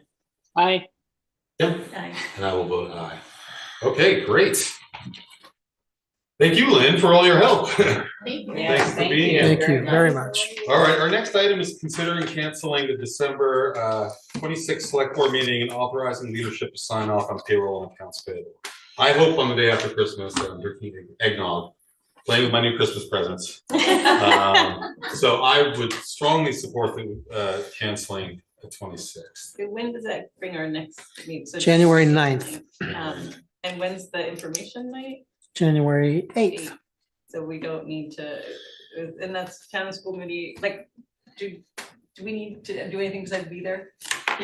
No, I don't think so. You know the history of this night. I have no such knowledge of a night in Pittsburgh, for example. So you know your traditions better than I do. So I will absolutely be in favor of canceling the December 26th meeting. If you check with the town and school meeting committee and just Yeah. make sure that they have what they need from us. Sure. If anything for that. Hey, has anything gone out yet for residents as far as the town meeting cycle calendar? That's I've going to be seen- on the January 9th. I've talked with the chair just tonight about it. We had a couple of conflicts. Next year, one of the select board meetings is on Christmas Eve. And then also one of our regular select board meetings is on town meeting day. So we've made those adjustments and I'll present you with the news calendar January 9th. When you're talking about the, like The meeting, we the usually have like a little postcard that the. Oh, I'm Yeah. told that it went up to the printers and was going to be mailed. I Yeah, heard that usually it's from the person who's in charge of that committee. it's getting late. We gotta get that. Yeah, I gotta Our get that town on. clerk usually puts that together. No, it's the town school meeting committee. Right. Oh, really? Yeah, I forget the person's name who's been in touch with me, but they said they were going to get that out the So door. what That time is was that a meeting? couple weeks ago. Town meeting is, I mean, that meeting night on the 8th is gonna be at 7. I have it in my calendar at 6, but Oh. I don't know. And you call that info night, is that right? Yeah. Yeah. But that would be a warrant night that we information. would need to talk about the charter and stuff. Well, certainly, and it's been approved by you, so you can explain it. We'll certainly have it published in the town land records and also on the website prominently, so there'll be something to talk about. Is that a mandatory meeting night for us, the select board? What? Is that a mandatory meeting The night? warrant Not really. information night? Yeah. I mean, don't I think so. guess one could always not Yeah. attend, but I think one should attend if you can. It's my I just sense. have a conflict. Proposal to schedule via email. Okay. Schedule what? Schedule what? We're already scheduled. Oh, I know, just this whole conversation about dates, times. Well, we're just talking about, So much- can we cancel December 26th? Oh, sure, yes, well, Yeah. that one, I'm in support. Yeah, and I think I definitely in support of it, and I just want to make sure that like, we're not gonna come back on the 9th and say, oh, we totally forgot, screwed up our information night. which is I'll the be night here before. working, plowing day by day through paperwork, so I'm able to deal with issues that might arise between now and then. It's just our next meeting with that, our very next meeting between now and our regular meeting will be that time. That'll be our next meeting, the 8th. Yep. The 9th. Well, it won't be our, it's Well, the our each- information night, and then our next Information, select yeah. board meeting is. Information January. ain't this year, yeah. Okay, so I would take a motion to cancel the December 26th board meeting and authorize town leadership to sign off on payroll. So moved. But, Well, I okay, can't- I would take a discussion, motion for that. discussion, Oh, yeah, go ahead. who's gonna present at meeting night? Who's gonna present this information? Anyone want to We do the like budget? Oh, that's a different night, that's budget Oh, candidates. so what's on For the charter? warrant information night, it'd be anything that's on the ballot. So the charter, probably station 2, for the fire station. From us, bond. that, right, it'd be charter and station 2. And maybe Scott Hauser might be willing to do a little presentation about the beautification plan for lot. I guess we could have, yeah, because there's the 3 lot items, so if folks would be able to speak to each Yeah, I of mean, the those. ambulance probably doesn't need a presentation, but if Chief Cooney were. The lot, so it's the lot, lot is gonna. The handle charter, the lot, Yeah, Charter lot bond, revitalization, so it's gonna have to be revitalization of the park and then the ambulance, what's the other third thing? For beautification. Beautification, okay, beautification. Yeah, if they Yeah. wanted to talk about those, that would be fun. would you be willing to do the charter, Mike? I don't mind doing through the charter. You got, I mean, you have it down. They're pretty straightforward. Yeah. I mean, the only one, the ones that generate interest, I think it's the sales and maybe the regulating of rental housing. But we can. what you started out with was very broad and convoluted. we really What you've got narrowed is it down. pretty vanilla, I think. Yeah, I mean, other than the sales tax, Right. and maybe the housing, it's all, not a lot in there, really. Right. Okay, so does someone want to move about the December 26th meeting? Rocket did. Rocket has Oh, did you? moved. Yeah, he didn't make a motion. Well, I just said so So moved. moved. All right. Yeah, the motion's been seconded, we were in discussion. No, I don't think anyone seconded. No one second. No, I'll second it. Okay, so Rocket made a motion and a second. All those in favor say aye. Aye. Aye. Okay, consent. Oh, wait, agenda? there's one hand up from the public. Okay, Heidi, go ahead.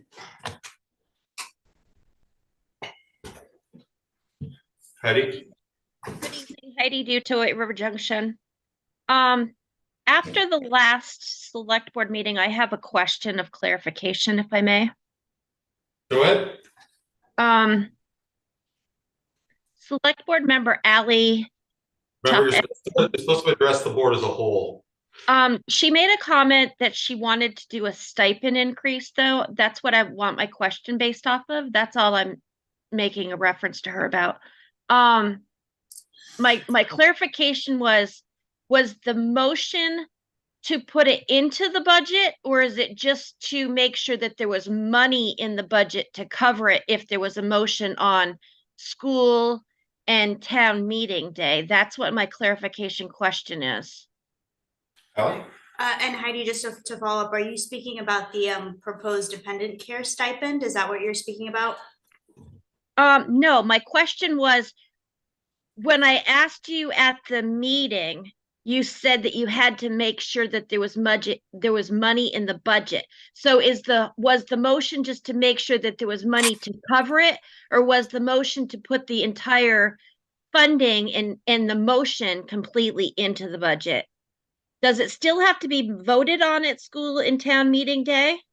Yes. The select board one. Anything related to town, the compensation of town officials, as it states in the charter, needs to be voted on in town meeting day. So we are, this is essentially a placeholder in the event that if somebody should, as it states in our charter, make that motion and it gets approved by the voters, that money is proactively considered in the budget draft. But you are correct, it needs to be voted on, still on town meeting day. No, I wasn't saying that I was correct. I just wanted to clarify if it was actually like put into the budget or if it was just allocated for funding, if it was approved. That's all I wanted clarification on. So the select board, like, increasing their salary. I think what happened last year is someone made a motion. We were like, we don't have any idea what that would cost, and we haven't factored it into the budget. So that was part of the reason this time. It's like, so in the budget, we factor it in, but it would still have to be, excuse me, approved by the voters on town meeting day. Okay, so thank you for letting me ask that question, and happy holidays to each and every one of you. Thank you. Thank you, Heidi. Thanks, you too. Consent agenda. Oh, we have just a minute. Someone want to do the consent agenda? We have two sets of minutes, December 12th and December 14th. Literally, someone just has to I'll read do it. Yeah. Mr. Chair, I move that we approve the meeting minutes of 12/12/2023 and 12/14/2023. Do I have a second? I'll second the motion. Mary will second. All those in favor say aye. Aye. Aye. Okay, and Move to adjourn? I'll second. okay, we got a motion and a second to adjourn. All those in favor say aye. Aye. Okay, Happy holidays to y'all. yeah, enjoy, everybody enjoy their. We'll see you tonight. Everybody have a Merry Christmas. Yes. Ho, ho, ho.